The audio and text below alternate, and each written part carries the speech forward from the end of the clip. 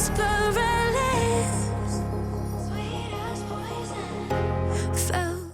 Hey, welcome back to New Dawn. I'd like to deal with a very misunderstood scripture from the Bible. It's out of Matthew chapter 7, the book of Matthew, chapter 7, starting in verse 13. It says, "Enter by the narrow gate, for wide is the gate, and broad is the way that leadeth to destruction, and there are many who go by it. Because narrow is the gate, and difficult is the way which leadeth to life, and there are few that find it." This scripture right here has been used in a way, and I want to tell you the way that it was actually narrated for many years from the pulpit. They would say that the ways of God are very difficult and hard, and that getting to heaven, few are going to make it. But wide is the gate that leadeth to hell, and many are go that way. And when you read that scripture and you hear that, if you're reading the Bible, that's kind of like, it contradicts what Jesus was talking about in all of his teaching in these chapters. When Jesus was talking in these chapters, he was dealing with people's basic needs. Because see, that's really what people were concerned about then. Oh yeah, they were concerned about going to heaven.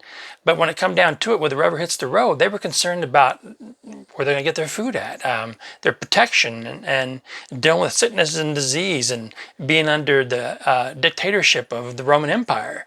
They were concerned about all these things. And that's what Jesus dealt with in most of the series of teachings through this here. So what's happened here is, and this is where the Bible is very contradictory to most people, because they hear that, and then if they read the Bible themselves, it just contradicts what the Bible's saying.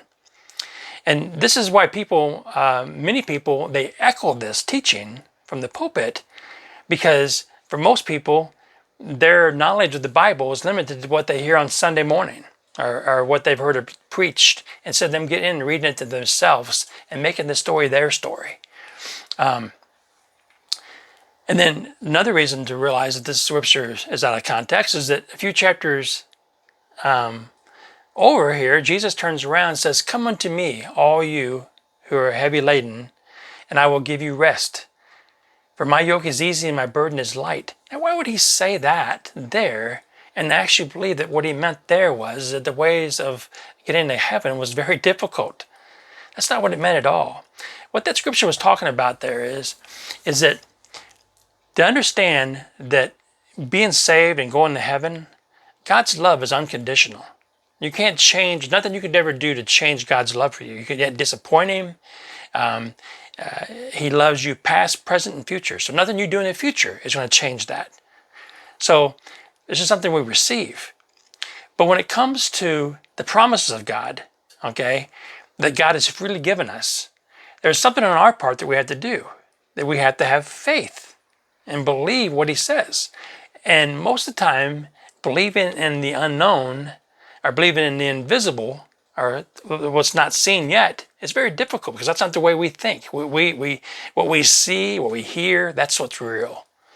But the Bible talks about faith, and for many, the idea of faith is, when you hear that, people think, well, that's what church I go to, or what religion I am. But that's not the way the Bible teaches about faith. Faith is much more than that. And we're going to actually talk about faith in the next couple of series of videos, where I'm going to explain a little bit about what faith is. But there's a scripture in the book of Matthew that actually says that we, with a tense exertion and an ardent zeal, we press into the kingdom life. And that's what it's talking about here when it talks about narrow the gate and difficult is the way. It's talking about that we have to push ourselves beyond what we've been taught and how we believe things, and how we draw our conclusions about things, and begin to trust God and trust his promises. So stick around and watch my next video. Thank you. What a sad commentary to believe that the death and the resurrection of Jesus Christ could only save a few people. That's what they've taken from that scripture, that the broad is the way to hell, that many are going to go there, but narrow and hard is it to get to heaven. And they taught that idea. But that, like I said, what a sad commentary. But that's not true at all. In fact, listen to what it says in the book of Revelations.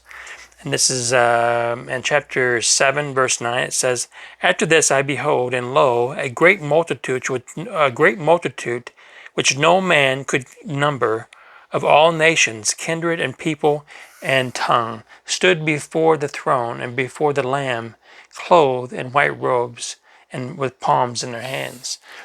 It said before the throne, he saw a number that couldn't even be counted. That doesn't sound like a few. That sounds like many. I think that our view of heaven and our view of who's going to make it may be a little bit wrong. May your path be as the light of dawn that shines brighter and brighter.